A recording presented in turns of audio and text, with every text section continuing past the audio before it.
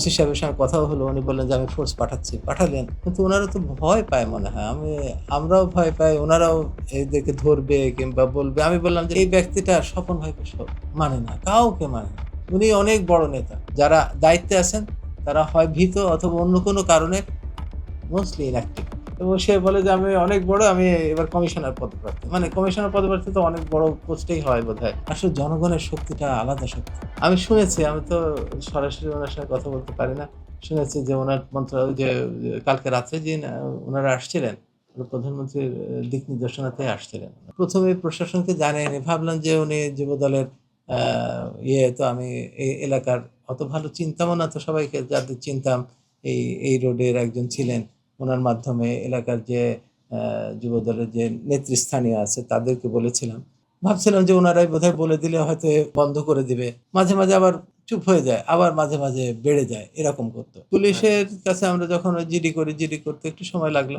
যাই হোক, জিডি নিয়েছেন। তারপরে আমার এক ভাই ছিলেন ডিআইজি, উনিও ফোন করে দিয়েছিলেন।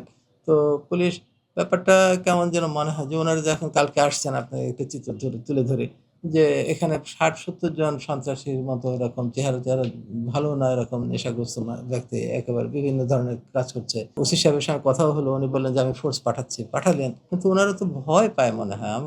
আমরাও ভয় পাই, উনারাও এদেরকে ধরবে কিংবা বলবে। আমি বললাম যে, "ঠিক আছে, হাসপাতালে এখানে চিকিৎসাধীন রোগী আছে, যন্ত্রপাতি আছে। যদি একটা সিন ক্রিয়েট করে, একটা মারামারি সৃষ্টি করে, তাহলে তো আমি অবশ্য সব ওইখানে আমার হাসপাতালের যারা সিকিউরিটি তাদেরকে বলছে কোনো মারামারির ভিতরে সহজে যাবা না।"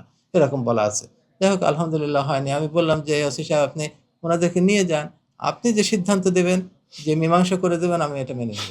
আপনি একটা সিদ্ধান্ত দেন।" হ্যাঁ, ওদের দাবি আছে, কোনো ডকুমেন্ট নাই। আননেসেসারি একটা যাত্রার নামে ৳৫,০০,০০০ ওর কাছে পায়, ৳১০,০০,০০০ এর কাছে পায়। এই ধরনের জিনিস বললে তো হবে না। তো আপনি একটা সিদ্ধান্ত নিয়ে ইয়ে করেন। পরে অনেক কষ্টে তাদেরকে থানায় নিয়ে তারপরে একটা সেটেল ডাউন করছে, যে ২ দিন টাইম দিছে। যে ২ দিনের ভিতরে এটা ফয়সালা করবে। এই ব্যক্তিটা স্বপন ভাইকে মানে না, কাউকে মানে না। উনি অনেক বড় নেতা। নিজেই নিজেকে এতভাবে আমরা তো চিনি না। উনি এসে বলে, "আমি কমিশনার।" বা আসলে কিছুই না। পরে শুনলাম যে আসলে কিছুই না। সবার কাছে যেয়ে এরকম ভয়ভীতি দেখায়, কিছু টাকা ইনকাম করে। পরে বলছে যে, "আমাকে কাজগুলি দিয়ে দিলেই হবে। মানে ওই ৳৫,০০,০০০ লাগবে না, আমাকে কাজগুলি দিতে হবে।" কাজগুলি দিব কি করে? এক মাসে বোধহয় আ ৳৬০,০০০-৭০,০০০ বেশি আ দামে সে জিনিসপত্র দিচ্ছে। আমি বলছি, "আমার কি দরকার? আমি ফ্রি খাওয়াইতেছি। আমি নিজে যাই কিনবো।" যারা দায়িত্বে আছেন তারা হয় ভীত অথবা অন্য কোনো কারণে মোস্টলি ইনঅ্যাক্টিভ। সে কিন্তু সরাসরি আমার কাছে কখনো আসতো না। আসতো, অফিসে আসতো। ওদেরকে বলতো এই যে আ ও ছা যে ৪ নাম্বার রোডে। চিনে অবশ্য অনেকে। উনাদের সবাই চেনে যে, "ও তো ভালো ছেলে না।" বলতো আমাকে যে, এবং সে বলে যে, "আমি অনেক বড়, আমি এবার কমিশনার পদপ্রার্থী।" মানে কমিশনার পদপ্রার্থী তো অনেক বড় পোস্টেই হয় বোধহয়। রাত্রে নিউজটা হবে আমি জানতাম না। আমি ভাবছি বোধহয় পরে হবে টবে। তো এটা হয়ে যে এত ইয়ে হইছে, পরে রাত্রে যখন উনারা আসছেন তখন আমি আশ্বস্ত হলাম যে না, ব্যাপারটা বেশ সিরিয়াস। এবং উনারা একজন বিজিএফ এর একজন উচ্চপদস্থ কর্মকর্তাকে মানে ফোন করলেন এবং আমার সঙ্গে কথা বললেন।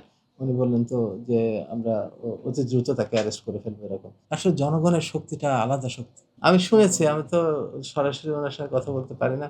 শুনেছি যে উনার ওই যে কালকে রাত্রে যে উনারা আসছিলেন, প্রধানমন্ত্রীর দিক নির্দেশনাতেই আসছিলেন। অনেকে বলছিল যে প্রিন্ট ইলেকট্রনিক মিডিয়া এটা দেয়া দরকার। আমি ভাবছিলাম যে এই ধরনের জিনিস দিব, একটা কেমন নেগেটিভ নিউজ।